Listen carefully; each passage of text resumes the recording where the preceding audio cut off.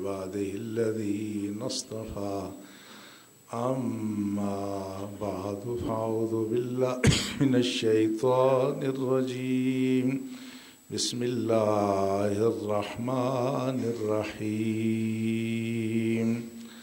محمد رسول الله والذين معه أشداء على الكفار رحماء بينهم صدق الله مولانا العظيم قال الله تبارك وتعالى في شان حبيبه الكريم إن الله وملائكته يصلون على النبي يا أيها الذين آمنوا صلوا عليه وسلموا تسليما اللهم صل على سيدنا ونبينا ومولانا محمد وعلى آله وأصحابه أجمعين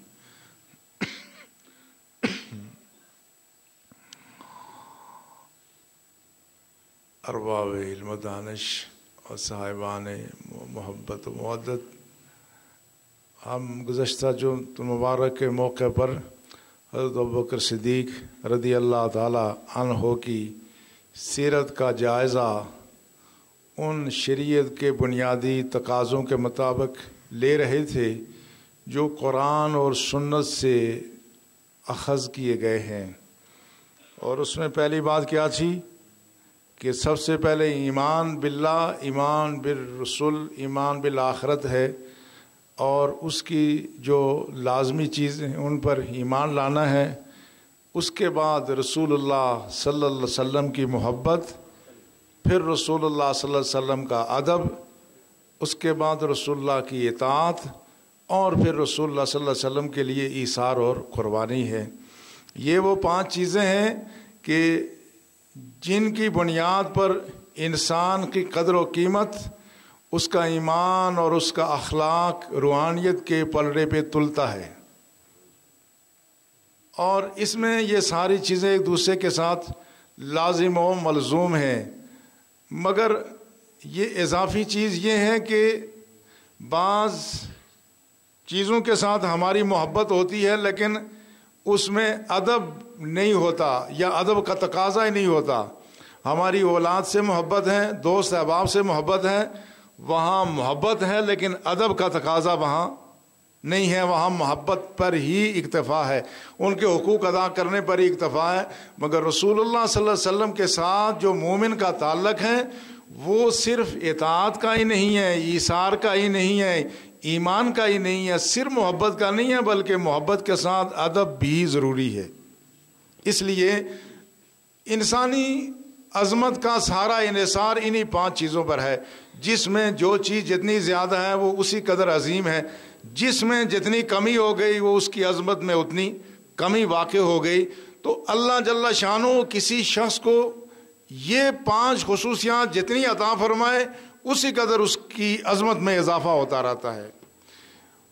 اسی بنیاد پر کسی شخص کی ذات میں اعتدال اور توازن بھی آتا ہے، اور اسی بنیاد پر اس کی دنیا سے رغبت بھی کم ہو جاتی ہے، آخرت کی رغبت بڑھ جاتی ہے۔ اس لیے ہم بطور مثال کے خلیفہ اول، افضل الرسل بعد الانبیاء حضرت ابوبکر صدیق رضی اللہ تعالی عنہ کی شخصیت، ان کے ادب اور محبت کا جائزہ لے رہے تھے کہ انہوں نے کیسے ادب کیا۔ اس میں یہ بیان کر چکا ہوں کہ انہوں نے بعض مواقع پہ اپنے والد کو بھی تھپڑ مار دیا، بیٹے سے کہا تھا کہ اگر تو میری تلوار کی زد میں آتا تو میں بیٹا سمجھ کے کبھی تلوار پیچھے نہ کھینچتا، تیرا سر قلم کر دیتا۔ اس سے یہ بھی نہیں سمجھنا چاہیے کہ شاید ان کی طبیعت میں ویسے ہی کوئی جلال تھا، جس طرح حضرت عمر کی طبیعت میں جلال سختی تھی۔ حضرت ابوبکر صدیق کی زندگی کا کمال یہ ہے ان کی ذات میں جمال بھی آخری درجے کا ہے اور جلال بھی آخری درجے کا، بوقت ضرورت یہی کسی شخص کی عظمت ہوتی ہے۔ اب ہمارے ہاں یہ ہوتا ہے ہم میں سے جو آدمی نرم ہے وہ ہر شعبہ زندگی میں نرم ہی چلا جاتا ہے، اور جو ذرا مزاج کا سخت ہے وہ ہر جگہ سختی جاتی ہے۔ لیکن اتباع رسول کا کمال یہ ہے کہ جہاں ضرورت ہے نرمی کی وہاں آدمی بریشم کی طرح سے نرم، اور جہاں ضرورت ہے سختی کی وہاں فولاد سے زیادہ سخت۔ اقبال نے کہا تھا ہو ہلکا یاراں تو بریشم کی طرح نرم، رزم حق و باطل ہو تو فولاد ہے مومن۔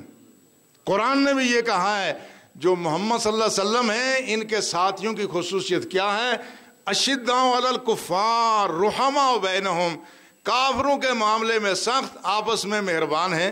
تو رسول اللہ صلی اللہ علیہ وسلم نے حضرت ابوبکر صدیق کی جو خاصیت بتائی، بخاری کی حدیث ہے، فرمایا ارحم امتی بے امتی ابو بکر، میری امت میں کوئی شخص جو میرے امتیوں کے ساتھ اپنے ساتھیوں کے سب سے زیادہ رحیم ہے وہ ابو بکر صدیق ہے۔ اس لیے جب بدر کے میدان میں کفار کو شکست ہوئی، جو لوگ گرفتار ہو کے آئے، اس کے بعد میں حضرت ابو بکر کی رائے یہ تھی کہ ان کو قتل نہ کیا جائے بلکہ فدیہ لے کر کے ان کو چھوڑ دیا جائے۔ یہ طبیعت کی نرمی تھی۔ اب ایک طرف نرمی اپنے عروج پر ہے، لیکن جہاں سختی کی ضرورت ہے، جہاں استقامت کی ضرورت ہے، وہاں آپ کی ذات میں استقامت کا جوہر جھلکتا ہے۔ جہاں نرمی کی ضرورت ہے وہاں آنسو چھلکنا شروع ہو جاتے۔ یہ ہے کمال کسی شخص کی طبیعت کا۔ یہ آپ کی زندگی میں یہ کمال اپنے عروج پر ہے کہ ایک طرف اتنے نرم ہیں کہ بات بات پر آنکھیں نم ہو جاتی ہیں، دوسری طرف اتنے سخت ہیں کہ بڑی سی بڑی بات حادثہ رونما ہو جائے ابو بکر کے پایا ثبات میں لغزش نہیں آتی۔ بخاری کی روایت ہے کان ابو بکر عاجلاً بقا، ابو بکر کی شان یہ تھی کہ جلدی رو لیتی تھی۔ فرمایا اذا قرأ القرآن لا یملک علی عینیہ، ابو بکر کی زبان سے اللہ کا قرآن جب پڑھا جاتا تھا پھر آنکھوں پر آپ کا قابو نہیں رہتا تھا۔ ایک دوسری روایت میں آیا کان یصلی فی یقرأ القرآن وینقذف علیہ نساء المشرکین وابناؤہم، حضرت ابوبکر صدیق جب کعبے کے سین میں آ کر نماز پڑھ دیں، نماز کے دوران جب قرآن پڑھ دیں، اتنے روتے، اتنی آؤں بکا کرتے کہ مشرکین کے بچے اور عورتیں آ کے جمع ہو جاتی تھی کہ ان کو کیا ہو گیا ہے۔ ایک طرف تو صورتحال یہ ہے اور ایک طرف رسول اللہ کا ادب اپنے کمال درجے کا ہے۔ یہ حدیث مختلف محدثین نے نقل کی ہے۔ عامر بن عوف کے محلے میں لوگوں کے درمیان کوئی ناراضگی ہو گئی، ناراضگی ہو گئی، رسول اللہ صلی اللہ علیہ وسلم وہاں تشریف لے گئے۔ یہ گلی محلے میں گاؤں میں کوئی ناراضگی ہو جائے، باقی لوگوں کا یہ کام ہے کہ وہ ناراضگی فوراً ختم کریں۔ اللہ کے رسول نماز کے اوقات کی بہت پابندی کرتے تھے، لیکن جب وہاں شاید صلح کرانے میں دیر ہو گئی تو مؤذن شاید بلال ہی ہوں گے، حضرت ابوبکر صدیق سے آ کے ہی کہا کہ میں اذان اور اقامت کہوں، آپ نماز جماعت کرائیں گے؟ آپ نے فرمایا۔ جب حضرت ابوبکر صدیق نے جماعت شروع کرائی اتنی دیر میں رسول اللہ صلی اللہ علیہ وسلم تشریف لے آئے۔ جب رسول اللہ تشریف لائے صحابہ کو پتہ چل گیا، صحابہ نے راستہ بنایا، رسول اللہ پہلی صف میں آ کے کھڑے ہو گئے تو صحابہ کرام نے ہاتھوں پر ہاتھ مارنا شروع کر دیا، ہاتھوں پہ ہاتھ مارا۔ ابوبکر صدیق کی شان یہ تھی کہ نماز کے دوران کس طرح توجہ نہیں ہوتی تھی، لیکن جب زیادہ آواز آئی ابوبکر صدیق نے دیکھا کہ رسول اللہ صف میں تشریف فرمائے، یہ پیچھے ہٹنے لگے۔ رسول اللہ نے اشارہ کیا، مطلب یہ تھا، آپ کا مطلب یہ تھا کہ آپ اپنی جگہ پر رکے رہو، پیچھے نہ ہٹو، مگر یہ پھر بھی صف میں آ کے شامل ہو گئے۔ رسول اللہ صلی اللہ علیہ وسلم صلی امامت پر تشریف لے گئے، وہاں پر آپ نے نماز پڑھائی۔ نماز پڑھانے کے بعد حضرت ابوبکر صدیق رضی اللہ تعالی عنہ سے پوچھا ما منعک ان تثبت اذ امرتک، میں نے تجھے جب اشارے سے حکم دے دیا تھا کہ اپنی جگہ پر کھڑے رہو، پیچھے نہیں ہٹنا، تو پھر پیچھے کیوں ہٹے؟ آپ نے کہا ما کانا لابن ابی قحافہ ان یصلی بین یدی رسول اللہ صلی اللہ علیہ وسلم، کہا ابو قحافہ کے بیٹے کے لیے یہ مناسب نہیں تھا کہ رسول اللہ صف میں تشریف فرماؤں اور وہ نماز پڑھتا رہے۔ آپ نے دیکھا اس قدر ادب ہے کہ خدا کی نماز میں بھی رسول اللہ کے ادب کو ترک نہیں کیا۔ یہ ایک اور منظر آتا ہے، اس میں ابوبکر صدیق کا رویہ بالکل مختلف ہے۔ وہ کون سا دن ہے؟ وہ رسول اللہ صلی اللہ علیہ وسلم کا اس ظاہری زندگی کا آخری دن ہے۔ فجر کی جب اذان ہوئی، اقامت ہوئی، حضرت ابوبکر صدیق نے نماز پڑھنا شروع کیا اور رسول اللہ حجرے سے باہر تشریف لائے۔ صحابہ نے سمٹ کر کے راستہ بنایا، رسول اللہ تشریف لے گئے، پہلی صف میں جب پہنچے، اب اس وقت بھی ابوبکر صدیق کو اشارے سے ہی کہا کہ اپنی جگہ پر کھڑے رہو، مگر آج ابوبکر صدیق اپنی جگہ سے پیچھے نہیں ہٹے، آج پیچھے نہیں ہٹے۔ یہ شریعت کے رازدان ہیں، ان کو پتا ہے کہ کس مرحلے پہ کیا کام کرنا ہے۔ ابوبکر صدیق پیچھے نہیں ہٹے، رسول اللہ ان کے ساتھ آ کر کے بیٹھ کے نماز ادا کرنے لگے۔ اس لیے یہ اس میں یہ بھی اشارہ تھا کہ یہ اللہ کے نبی کی آخری نماز ہے۔ اب رسول اللہ پر نظر تھی ابوبکر صدیق کی، اور صحابہ کی نظر تھی ابوبکر صدیق پر۔ یہ رسول اللہ کی اطاعت اقتداء کر رہے تھے، ساتھ بیٹھے ہوئے صحابہ ان کی اقتداء کر رہے تھے۔ ان کو یہ بھی علم تھا کہ اگر اس وقت میں پیچھے ہوا، رسول اللہ صلی اللہ علیہ وسلم نے اگر کھڑے ہو کے نماز پڑھائی تو شاید یہ بات رسول اللہ کی بیماری کی وجہ سے، مرض کی شدت کی وجہ سے ان پر گراں گزرے۔ اس وقت ادب یہی تھا، شریعت کا تقاضا یہی تھا۔ پھر آپ نے نماز ادا کی، رسول اللہ آپ کے پہلو میں بیٹھے ہوئے، صحابہ پیچھے نماز ادا کر رہے ہیں۔ یہ اس بات کی فہمائش تھی کہ یہ آخری نماز ہے، اب اس کے بعد زور کی نماز تم نے رسول اللہ کے پردہ فرمانے کے بعد ابوبکر صدیق کی اقتداء میں پڑھنا ہوگی۔ یہ ہے وہ ابوبکر صدیق کی نگاہ کہ ایک طرف انتہائی نرم ہے، ایک طرف ادب سے پیچھے ہٹ گئے، اور دوسرے مرحلے پر ادب کی وجہ سے پیچھے نہیں ہٹے۔ یہ نظر یہ اللہ کے رسول کی محبت کے بغیر پیدا نہیں ہو سکتی۔ اس لیے اقبال نے کہا، جب سے آباد تیرا عشق ہوا سینے میں، نئے جوہر پیدا ہوئے میرے آئینے میں۔ یہ محبت رسول کا صدقہ ہے کہ آدمی کے دل و دماغ میں ایسی روشنی پیدا ہوتی ہے، صحیح موقع پہ صحیح فیصلہ کرتا ہے۔ اب آپ ذرا وہ منظر یاد کریں، رسول اللہ صلی اللہ علیہ وسلم ویسے ہی فرما رہے ہیں، خیر اللہ عبدن بین الدنیا و بین ما عندہ فبقا ابو بکر۔ رسول اللہ نے ویسے ہی اپنے خطبے کے دوران فرمایا، اللہ نے ایک بندے کو اختیار دیا ہے کہ وہ چاہیں تو اس دنیا میں رہے اور چاہیں تو اللہ کے ہاں حاضر ہو جائے۔ سارے صحابہ موجود ہیں، ابو بکر کی آنکھوں سے آنسو جاری ہو گئے، تو صحابہ کہنے لگے، ما لہذا الشیخ، یہ ان بزرگوں کو کیا ہو گیا؟ رسول اللہ نے تو کہا کہ اللہ نے ایک بندے کو اختیار دیا ہے، باقی کسی کو اس بات کا ادراک نہیں ہوا۔ ابو بکر صدیق سمجھ گئے کہ یہ اللہ کس کو اختیار دے سکتا ہے، یہ تو امام الانبیاء ہی ہو سکتے ہیں، لہذا اب رسول اللہ کے جانے کا وقت قریب ہے۔ آپ نے فرمایا، فدا کا بے آبائنا و امہاتنا، یا رسول اللہ ہمارے ماں باپ پر قربان ہو جائیں۔ بس زبان سے کچھ نہیں کہتے، فدا کا بے آبائنا و امہاتنا، ہمارے ماں اور باپ پر قربان ہو جائیں۔ ابو بکر صدیق کوئی بات کر نہیں رہے تھے۔ آپ ذرا دیکھو، ایک طرف تو اشارتاً بات ہوئی، اتنے ابو بکر صدیق بے قرار ہو گئے، آنسو کی لڑیاں پرو دیں۔ دوسری طرف جب رسول اللہ صلی اللہ علیہ وسلم کے وصال کی خبر ملی، آپ تشریف لائے، جو ہی تشریف لائے تو مسجد نبی کا منظر دیکھا، حضرت عمر لوگوں کو دمکا رہے ہیں، کہہ رہے ہیں جس شخص نے یہ کہا رسول اللہ کا انتقال ہو گیا، میں اس کا سر قلم کر دوں گا۔ رسول اللہ کا انتقال نہیں ہوا، اللہ کے رسول ویسے ہی اللہ کے پاس گئے ہوئے ہیں، جس طرح موسیٰ علیہ السلام 40 دن کے لیے اللہ کے پاس چلے گئے تھے۔ کہا ابھی اللہ کے رسول واپس تشریف لائیں گے، اور منافقین جو یہ کہتے ہیں رسول اللہ کا انتقال ہو گیا، ان کا سر قلم کریں گے، ان کے ہاتھ پاؤں کاٹیں گے۔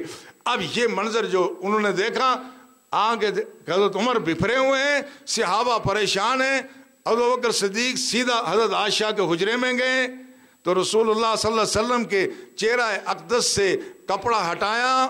کپڑا ہٹانے کے بعد آپ نے کہا، طبتا حیم و میتا، یا رسول اللہ آپ کی زندگی بڑی خوبصورت تھی، آپ کی موت بھی باعث رشک ہے۔ چند کلمات کہنے کے بعد باہر آئے، باہر آنے کے بعد منبر پہ تشریف فرما ہوئے، صحابہ سے خطاب کیا، اب اندازہ کرو، جو شخص محض رسول اللہ کی دنیا سے جانے کے اشارے پر بے قرار ہو گیا، اس کو تو اس وقت بے ہوش ہو جانا چاہیے تھا۔ جس شخص کی جدائی کے تصور سے ان کی آنکھیں رم جم برسنا شروع ہو گئیں. یہ مرحلہ ایسا تھا کہ ابوبکر صدیق اپنے ہاتھ سے نکل جاتی لگامیں، بے قرار ہو جاتے، لیکن یہ بے قراری کا موقع نہ تھا. اب اگر ابوبکر صدیق بھی جذبات سے مغلوب ہوتے تو ساری ملت کی ناؤ، یہ کشتی یہ ایسے بھنور میں پھنسی ہوئی تھی، اس کو نکالنا مقصود تھا. اس مرحلے پہ کوئی ایسی روایت نہیں ہے کہ آپ نے بے قراری کا اظہار کیا ہو. بالکل بے قراری کا اظہار نہیں کیا، کیونکہ اس وقت قرار اور استقامت ہی ملت کے حق میں بہتر تھا. آپ ممبر پہ تشریف فرما ہوئے. تشریف فرما ہونے کے بعد آپ نے کہا ایھا الناس، اے لوگو یاد رکھو، من کان یعبد محمدن فإن محمدن قد مات. یاد رکھو تم میں سے اگر کوئی شخص محمد صلی اللہ علیہ وسلم کی عبادت کرتا تھا، اس کو معلوم ہونا چاہیے کہ رسول اللہ کا انتقال ہو گیا ہے. ومن کان یعبد اللہ فإن اللہ حی لا یموت. جو اپنے رب کو پوچھتا تھا اس کو معلوم ہونا چاہیے کہ ہمارا رب زندہ ہے، اس کو کبھی موت نہیں آئے گی. پھر فرمایا، آیت پڑھی، وما محمد الا رسول، محمد تو اللہ کے رسول ہیں. افإن مات او قتل انقلبتم علی اعقابکم.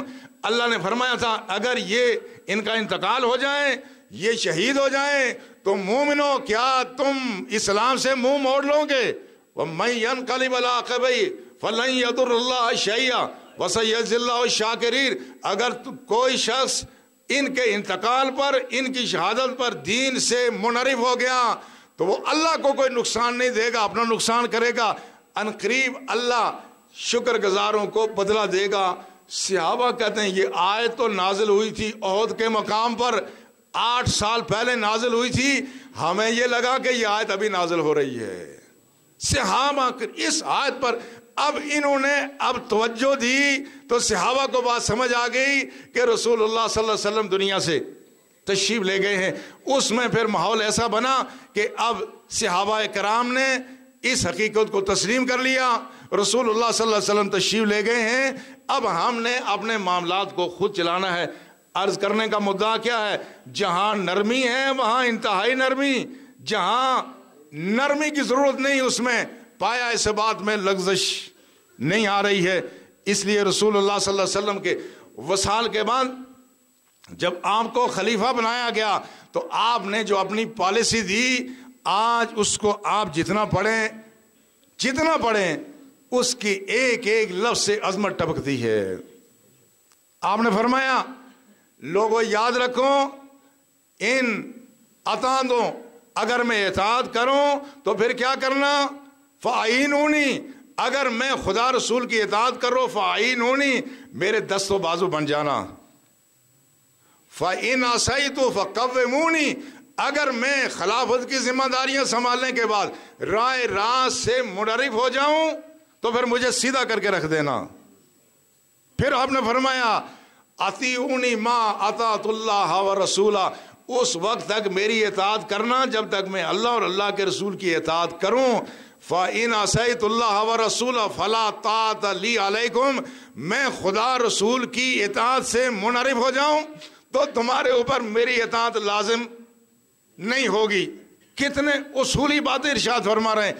پھر ایڈمنسٹریشن سے متعلق ایک بنیادی بات کہی جو اگر آج ہم اپنا لیں، یہ پیغام چلا جائے، غریب کے پاس بھی چلا جائے، امیر کے پاس بھی چلا جائے، جابر کے پاس بھی چلا جائے، مجبور کے پاس بھی چلا جائے، ظالم کے پاس بھی چلا جائے، مظلوم کے پاس بھی چلا جائے، تو ہمارے معاشرے میں ظلم ختم ہو جائے گا.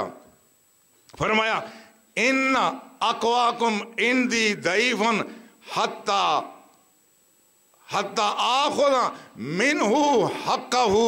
فرمایا جب تک حتی آخذ منہ الحق، جب تک کسی شخص نے، اگر تم میں سے کوئی ہے بڑا طاقتور، اس کے ذمہ کسی کا حق ہے تو میرے نزدیک اس وقت تک وہ کمزور ہی رہے گا جب تک کہ میں اس سے حق لے لوں.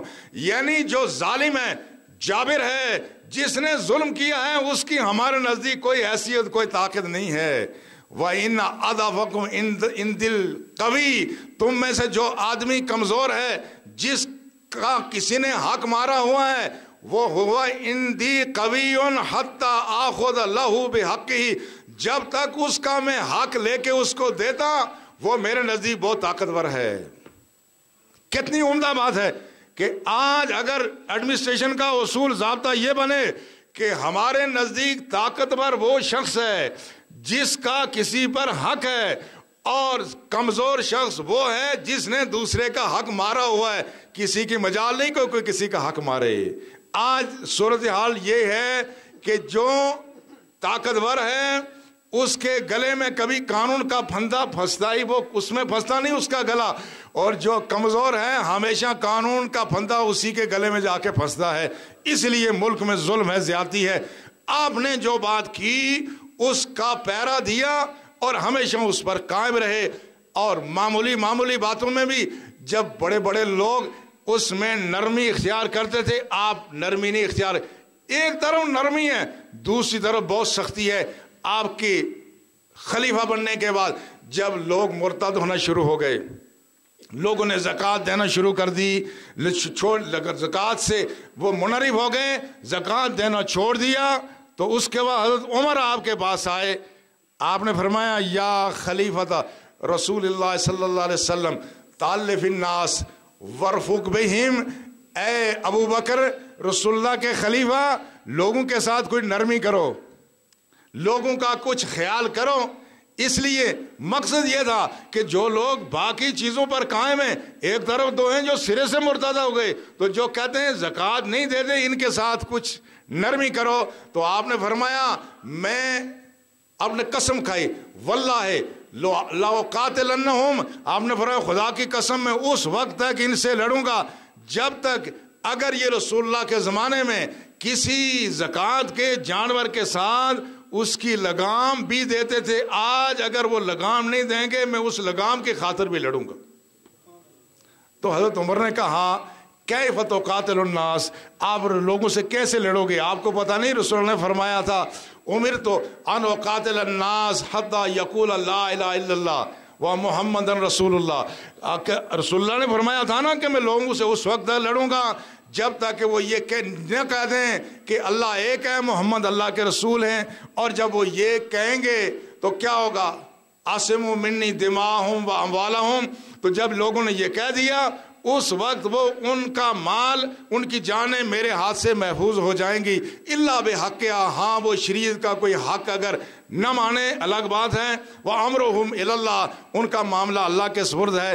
حضرت عمر نے رسول اللہ کی حدیث بیان کی، مقصد یہ تھا کہ یہ لوگ جو زکوٰۃ نہیں دے رہے ہیں یہ اللہ پر ایمان تو رکھتے، آپ ان کے ساتھ کیسے قتال کریں گے؟ آپ نے فرمایا جو نماز اور زکوٰۃ کے درمیان تفریق کرے گا میں اس کے خلاف لڑوں گا۔ اس لیے جو رسول اللہ نے فرمایا الا بحقھا، کہ جس نے شریعت کا کوئی حق مارا میں اس کو نہیں معاف کروں گا۔ فرمایا یہ مال زکوٰۃ یہ تو اللہ کا حق ہے، جو اللہ کا حق مارے گا میں اس سے لڑوں گا۔ پھر آپ نے حضرت عمر سے کہا اجبار فی الجاہلیہ و خوار فی الاسلام، عمر تمہیں کیا ہو گیا؟ تم جاہلیت میں بڑے دلیر تھے، بڑے بہادر تھے، اسلام میں بزدل کیوں ہو گئے ہو؟ حضرت عمر کہتے ہیں کہ یہ اس دن کی جو حضرت ابوبکر رضی اللہ تعالیٰ عنہ کا یہ جو فرمان تھا، فرمایا اس دن کی نیکی اور وہ غار ثور والی جو نیکی ہے، یہ اگر ابو بکر اپنی زندگی کے 2 دن مجھے دے دیں تو میں ساری زندگی عبادت ان کے قدموں میں ڈھیر کر دوں گا۔ اتنی بڑی بات تھی۔ ادھر جو نرمی اپنے دور پہ ہے، لیکن جب دیکھا کہ اب یہاں سختی کی ضرورت ہے، آپ بالکل تیر تلوار بے نیام بن گئے، اور اس میں پھر جب حضرت اسامہ کے لشکر کی روانگی کی بات آئی، اس میں صحابہ نے کہا رسول اللہ صلی اللہ علیہ وسلم نے مرض وفات میں حضرت اسامہ بن زید جو رسول اللہ کے آزاد کردہ غلام کے بیٹے تھے، ان کی قیادت میں شام کی طرف ایک لشکر روانہ کر دیا تھا۔ مدینہ طیبہ سے کچھ باہر لشکر گیا، رسول اللہ کا وصال ہوا، خبر ملی تو یہ لشکر واپس آ گیا۔ یہ لشکر جو واپس آیا، رسول اللہ نے ایسی تربیت فرمائی تھی، دیکھو اطاعت امیر کیسے ہے۔ یہ کون ہے؟ اسامہ کون ہے؟ یہ زید کے بیٹے ہیں جو غلام تھے، غلام کے بیٹے، اور عمر کتنی ہے؟ صرف 20 سال۔ رسول اللہ نے ان کی قیادت میں افضل البشر حضرت ابو بکر کو بھی ان کی قیادت میں دے دیا تھا، حضرت عمر کو بھی اس لشکر میں، یہ ان کی کمانڈ میں یہ جہاد کے لیے جا رہے تھے۔ کسی نے یہ نہیں کہا اطاعت رسول تو یہی ہے نا، اب یہ تو کوئی بات نہیں ہوئی کہ کوئی بڑا آدمی جس کا آپ احترام کرتے ہیں انہوں نے کوئی بات کہی تو اپنی انا درمیان میں آ جائے نا. اور ابوبکر صدیق کہہ سکتے تھے کہ یا رسول اللہ یار غار میں ہوں, سب سے پہلے ایمان میں لایا ہوں, کون سی چیز ہے جو میں نے آپ پر قربان نہیں کی. آج اس لشکر میں غلام کے بیٹے کو 20 سالہ نوجوان کی قیادت میں آپ مجھے بھیج رہے ہیں, یہ میرے ساتھ زیادتی ہو رہی ہے. حضرت عمر فاروق بھی کہہ سکتے تھے اطاعت رسول یہ ہے, اللہ کے رسول نے فرما دیا, کسی کی مجال نہیں تھی. اب صحابہ نے کہا ابوبکر رضی اللہ تعالیٰ عنہ اب حالات بہت خراب ہو گئے, مدینہ طیبہ غیر محفوظ ہے, آپ اگر یہ لشکر باہر بھیجیں گے اور آپ صحابہ مجاہدین کو باہر بھیجیں گے, اگر یہاں کے منافقین نے مشرکین نے مدینہ طیبہ پر حملہ کر دیا تو پھر کیا ہوگا؟ پھر تو ہمارا یہ سلسلہ ہی ختم ہو جائے گا, اسلام روئے زمین سے مٹ جائے گا. آپ نے فرمایا تم کیا چاہتے ہو؟ فرمایا پہلی بات یہ ہے کہ یہ اسامہ کے لشکر کو روانہ نہ کریں, اگر کرنا ہی ہے تو پھر ایسا کریں کسی عمر رسیدہ بڑے جلیل القدر صحابی جو فن حرب کا ماہر ہو اس کو بھیجیں. آپ نے فرمایا پہلی بات یہ ہے جس لشکر کو رسول اللہ نے بھیجا اس کو ابوبکر کیسے روکے؟ پھر فرمایا جس شخص کو رسول اللہ نے سپہ سالار بنایا تھا ابوبکر اس کو معزول کیسے کرے؟ اس پر سارے صحابہ خاموش ہو گئے.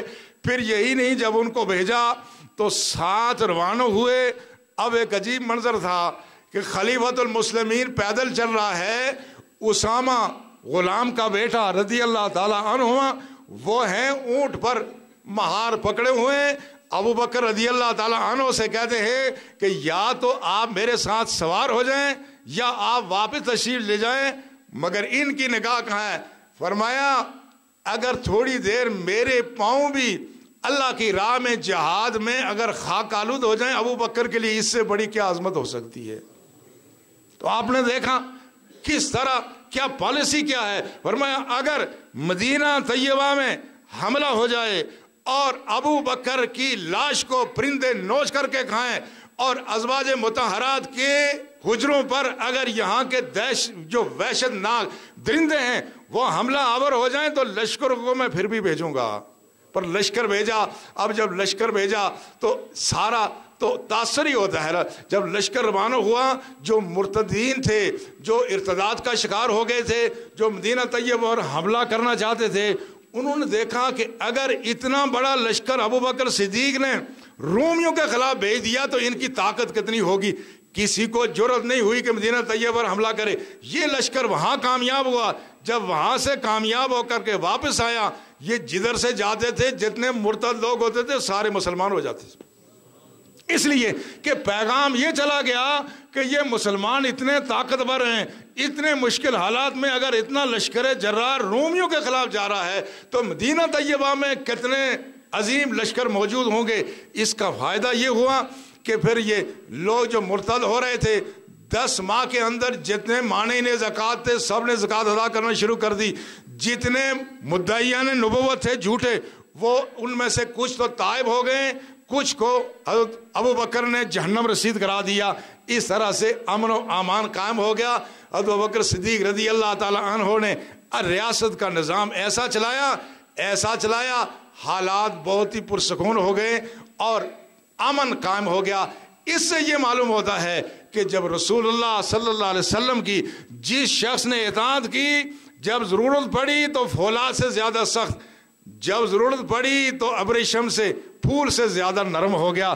یہ ان کا اسوہ حسنہ ہے.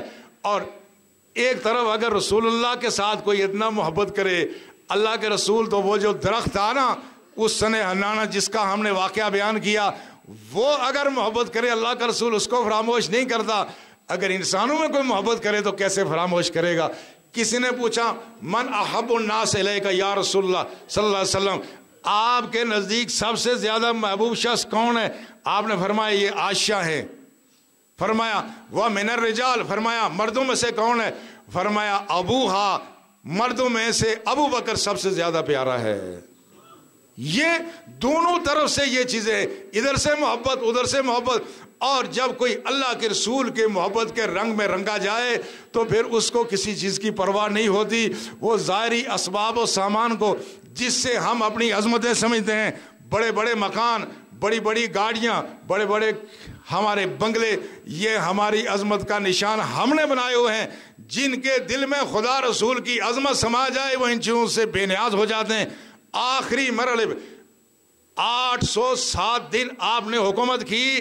جب موت کے آثار نمایاں ہوئے، حضرت عائشہ صدیقہ کو بلا کے کہا دیکھو اب میرا وقت قریب ہے، ایسا کرو یہ جو 2 کپڑے ہیں ان کو دھو ڈالو، ان کو دھو. ابو بکر کو کفن 2 دھلے ہوئے کپڑوں میں دینا، ابو بکر کو کفن 2 دھلے ہوئے کپڑوں میں دینا. اس لیے فرمایا جو لوگ زندہ ہیں نئے کپڑوں کی ابو بکر سے زیادہ ان کو ضرورت ہے. یہ وہ انداز تھا. ابو بکر صدیق رضی اللہ تعالیٰ عنہ دنیا کے ظاہری تمکرات سے بالکل بے نیاز تھے. اس لیے رسول اللہ صلی اللہ علیہ وسلم کے پہلو میں اللہ نے جگہ بھی دی. اور پھر ابو بکر صدیق نے آخری لمحے میں یہ وصیت کی تھی کہ مجھے تم کفن دے کر کے رسول اللہ کے روضہ مبارک کے سامنے رکھ لینا.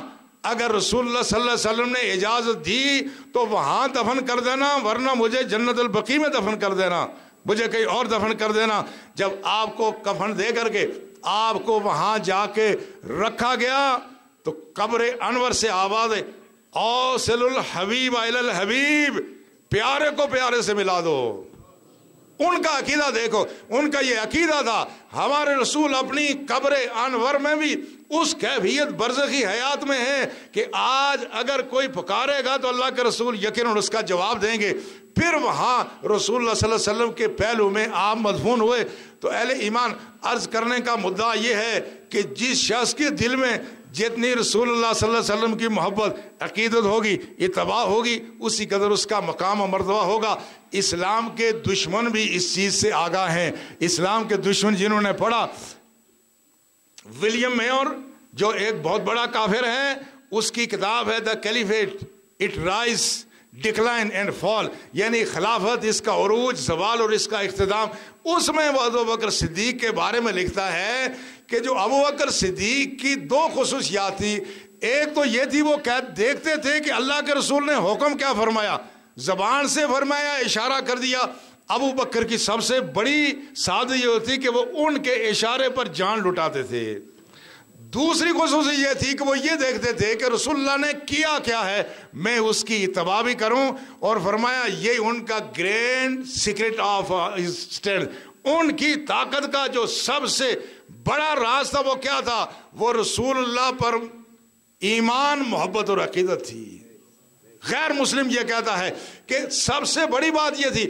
اور اس میں ایک اور غیر مسلم ہے، ہسٹری آف اسلام کا مصنف، ہسٹری آف اسلام کا مصنف ویلز یہ کہتا ہے کہ ابوبکر صدیق کی جو ذاتی زندگی تھی، ان کی جو پبلک لائف تھی یا پرائیویٹ لائف تھی، اس میں سوائے اس کے کوئی چیز ایسی نہیں جس کو حذف تنقید بنایا جا سکے. وہ کہتا ہے وہ کون سی بات ہے، وہ یہ بات تھی کہ وہ حضرت خالد بن ولید کے معاملے میں بہت نرم تھے. لیکن آخر میں وہ جا کے کہتا ہے that was an act of political wisdom. کہتے ہیں یہ ابوبکر صدیق نے کوئی خاندانی جذبے سے مغلوب نہیں تھے، کہتے ہیں یہ ان کی سیاسی بصیرت تھی کہ خالد بن ولید نے جو فتوحات جو ہر 24 گھنٹے میں 110 یا 22 کلومیٹر زمین فتح ہوتی تھی، یہ انہوں نے ان کے ذریعے سے کام کرایا تھا. وہ کہتا ہے ابوبکر صدیق کی زندگی ایسی ہے کہ کہیں اس میں ہمیں کوئی داغ اور دھبا نظر نہیں آتا. جس کے دل میں محبت رسول ہو، ادب رسول کا دھبا نہ ہو، اس کی سیرت پر کبھی کوئی دھبا نہیں پڑتا. اللہ ہمیں ان نفوس قدسیہ کی اطاعت، اتباع اور ان کے اسوہ حسنہ پر چلنے کی توفیق عطا فرمائے. وما علینا الا البلاغ.